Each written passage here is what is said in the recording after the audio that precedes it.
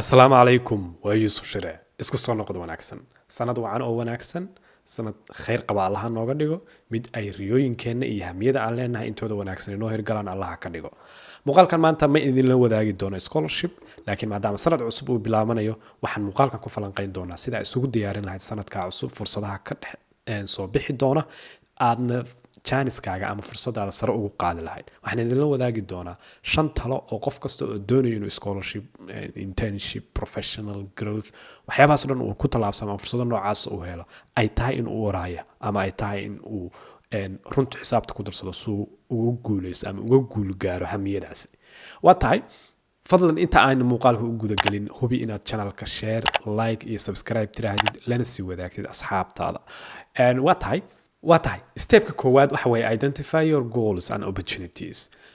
soomaalida waa iyaga yidhaahda war ninkii helaa tala wacan hela qofku marka uu xog hayo og yahay waxa uu raadinayo iyo meesha uu u socdo ayuu tallaabo hore u qaadi karaa qodobka koowaad oo aan marka stepkan ku sharaxi doono waxa weeye inuu qofku visionkiisa iyo waxa markaas madaxiisa ka guuxaya uu qoraal u bedelo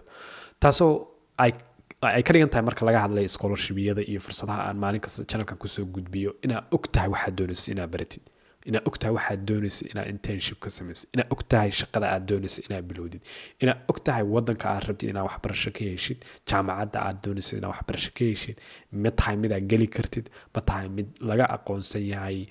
mid aqoonsan jaamacadaha aad ka soo baxday ma tahay mid kugu qaadanaysa khibradaada shaqo waxaasoo dhan inuu qofku ay qoraal ah ugu jiraan uu og yahay oo qorshihiisu ay ku jirto marka inuu qofku clarity haysto ama ay wax u kala cad yihiin meeshuu u socdo u hayaamayo ay u caddahay waxay runtii u safgaraysaa waqti badan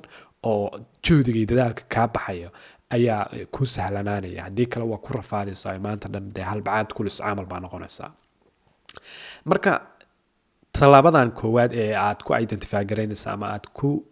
sharaxaysid ama aad ku xaqiijinaysid hadafyadaada iyo fursadaha adiga kuu bannaan waxaa qodobkiisa labaad aan isla eegi doonaa oo ah research inaad samaysid baaritaan xog dheer kaas oo aad ku samaynaysid websiteyada fursadahan ma lagu ogol yahay waxaad sii geli kartaa scholarshipyada caanka ayaan channelka soo dhigo sida daad erasmus turkiya bursulare oo kale ama kuwa ay jaamacaduhu bixiyaan oo aan soo gudbiyo inaad baartid oo aad berber dhigtid waxay raadinayaan iyo marka adiga profilekaaga midda saddexaad bookmark resources inaad markasta websiteyada scholarshipyada soo geliya channelada soo geliya sida kan oo kale in aad like garaysid gambaleelka furatid bookmark ku samaysid oo aad la socotid laana waad iska ilaawi karaysaa haddii kale marka waqti badan baa kuu safe garoobaya runtii markaa og tahay meesha aad ka helaysid scholarship kugu habboon ama internship kugu habboon ama meel aad khibradaada iyo xirfadahaaga waxbarashadu way ka badan tahay jaamacada aad ka heli karaysid oo aad ku kobcin karaysid tallaabada labaad waxa weeye organize and prioritize qofku haddii uusan is-organize garayn haddii uusan is-uruurin oo jadwalkiisi iyo hawlihiisi wixiisoo dhan naqshadayn oo uusan qaab iyo qorshe u samayn runtii wax badan kuma tallaabsan karayo qaabkaa marka wax u organize garaynaysid oo u kala hormarinaysid si u kala muhiimsan yihiin u habeynaysid waxa weeye waxyaaba ka caawin kara waxa weeye kow inaad calendar samaysatid oo kale ama excel tracker oo kale waxay ka caawinayaan marka inaad calendar leedahay inaad og tahay scholarshipkan waqtiga uu xirmayo waqtiyada aad ugu firaaqada tahay waqtiyada aad buuxbuuxin karaysid laana sida ogtihiin dhammaantiin waxaan waqti bay qaataan inaad scholarship buuxbuuxisid xaraysid dokumentiyada soo ururisid waa juhdi hawl marka inaad adiguna samaysatid waqti ku habboon haddii ilaahay kuu ogol yahay jadwalkaaga adiga in qof hawl ay ka dhacdaa tahay biniaadane sidoo kalena adoo markaa ilaalinaya deadline-ka iyo scholarshipka waqtiga uu xirmayo trackerku wuxuu ku caawinaya excel tracker haddaad samaysatid oo kale inaad ku gurtid xaggaas scholarshipyada furan iyo waqtiyada xirmi doonaan waxyaabaha requirementiga inaad xarayn kartid waxaasoo dhan baad samaysan kartaa waxaan isticmaali karaa tools badan baa jira sida excel notion insha allah iyagana muuqaal gaaran kasoo sameynaya sida aad u samaysan karaysid calendar iyo trackers fiican oo kuu hubiya inaad safe garaysid ama aad keedisid scholarshipyada aad kasoo bixi karaysid adoo markaasi daba raacaya kuwa xareysay kuwa aan xarayn kuwa soo jawaabay saa isku ururisid adiga dhan wixii dhan ay kugu noqdaan wax recorded ah oo kuugu xareysan computerkaaga oo si sahlan aa u eegtid meesha wax marayaan. Document preparation waa qodob kale oo isaguna agaasinka iyo is ururinta qayb weyn ka ah, taasoo ay ka dhigan tahay inaad soo ururisid dokumentiyada scholarshipyadu ay kaa raadinayaan. dokumentiyadaas hore baan muuqaalo badan uga sameynay, laakiin dhammaantiisa ogtiin waxaa kamid transcriptigii, shahaadadii jaamacadda, waxaa kamid CV-gii, waxaa kamid baasaboorkii, waxaa kamid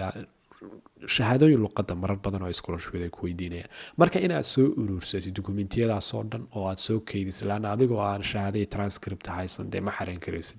jaamacad. qodobka u dambeeyana waxa weeye inaad u bedeshid dokumentiyadaas oo dhan PDF. mararka qaybteed qofku waa haystaa shahaadadii jaamacadda ii soo dhacday laakiin ma haysto weli PDF uma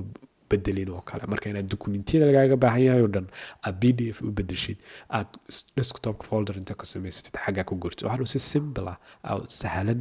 aad goorta scholarship xareynaysa dokumentiyada dhan xagga ka soo qaadaysaa wixii hawsha isku dhaafsid. haddii aysan laakiin waxaasan kuu diyaarsanayn si aad uga cagajiidasid oo isku leedahay beri u sameeye kaa sab samee hadhow koobi ka samee baa waqtigu kaa dhacaya. talaabada saddexaad, enhance your profile. ultimately markii aad scholarship xareysid waxaa la iskiin barbar dhigayaa adiga iyo dhalinyaro kale ama dad kale badan oo wadamo kala duwan kasoo xareeyay. qaybtooda laga yaaba inay ka hooseeyaan, qaybtooda laga yaaba inay ka sareeyaan. marka meeshan waxaa muhiima maadaama la qiimeynayo si cadaalada badan ay isku dayaan inay u qiimeeyaan profaylada iyo CV-yada iyo dokumentiyada lasoo diro, adigu marka intaadanba aadan dirin inaad isku daydo inaad CV adag oo soo jiidanaya dadka wax qiimeynaya aad gudbisid. taasna waxyaabaha aad ku samayn kartid waxaa koobka academic excellence. waa qodob ay eegaan scholarship kasta uu eego inuu qofku dee academic ahaan dhisan yahay, inuu points fiican kala yimid dugsi sare, jaamacad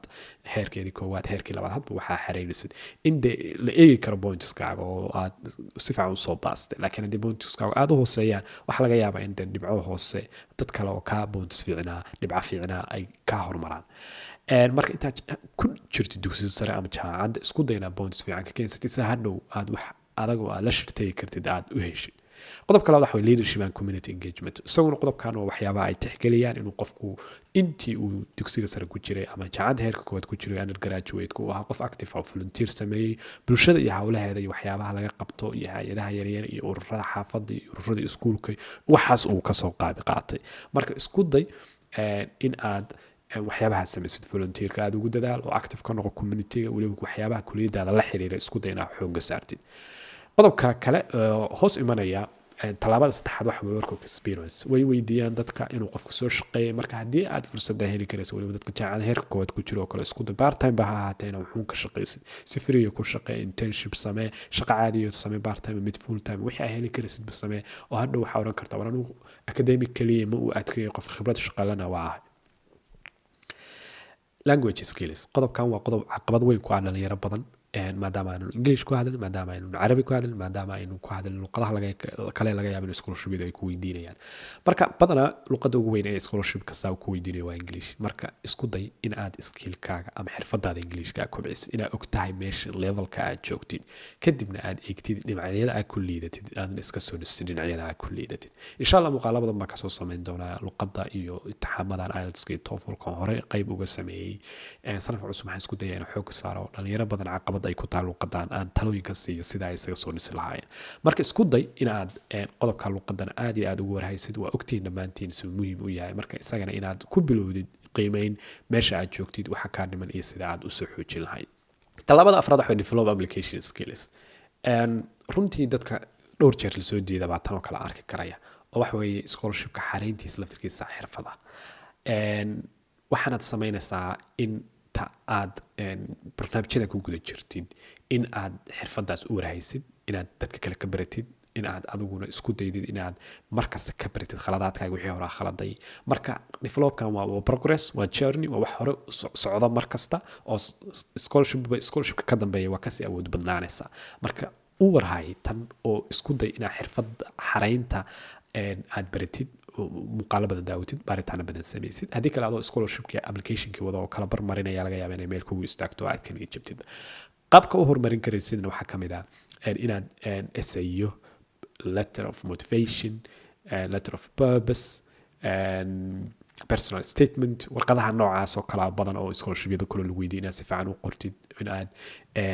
waxa goolkaaga uu yahay oo kale aad si fiican u define garaysid oo hadafkaaga iyo ujeedkaaga iyo meesha aad u socotid aad qeexdid, inaad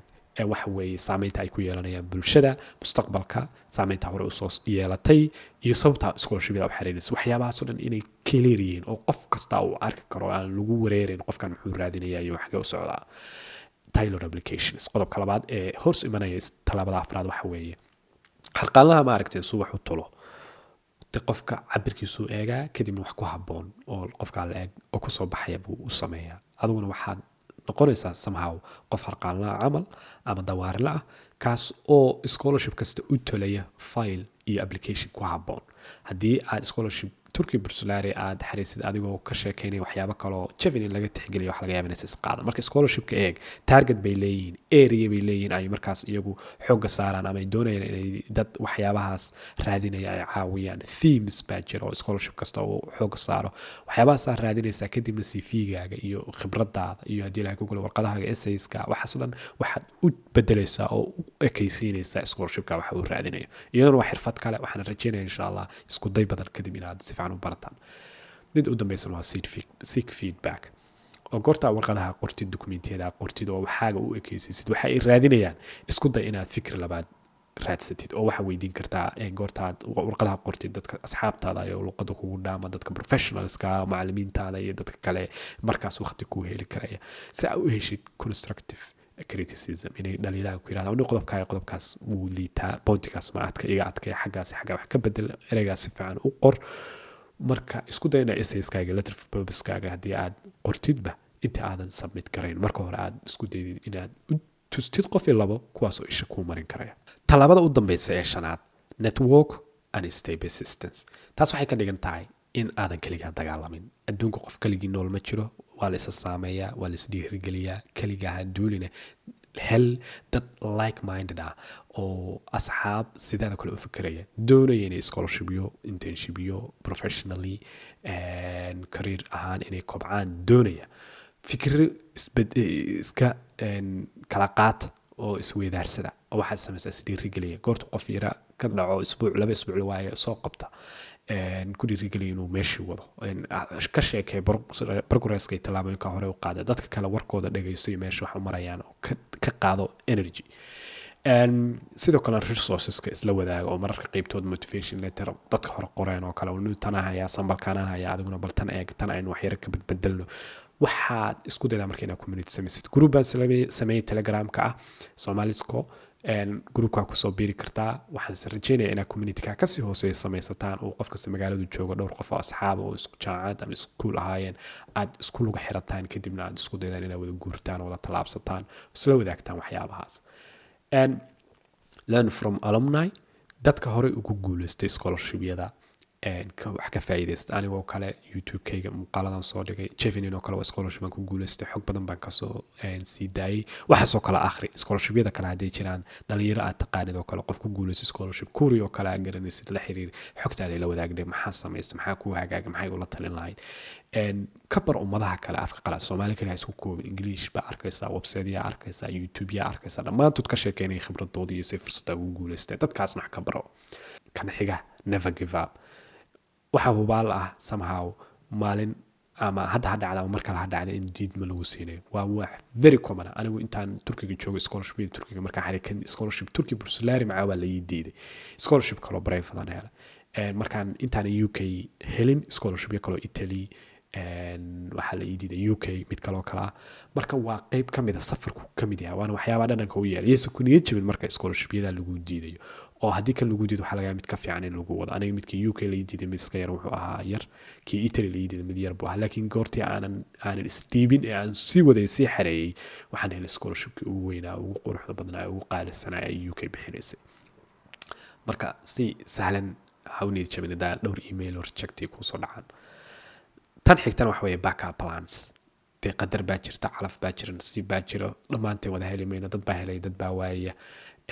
scholarship fully funded inaad helin baa laga yaabaa marka backup plan samayso qorshe kala samayso noloshu intaan way ka ballaarantahay scholarship inaan waddan kale wax ka baratay way ka ballaaran tahay haddii aad heli karaysid maybe inaan lacagtaada aad jeebkaaga ugu qoyan yahay jeebkaaga ku baro haddii aad mid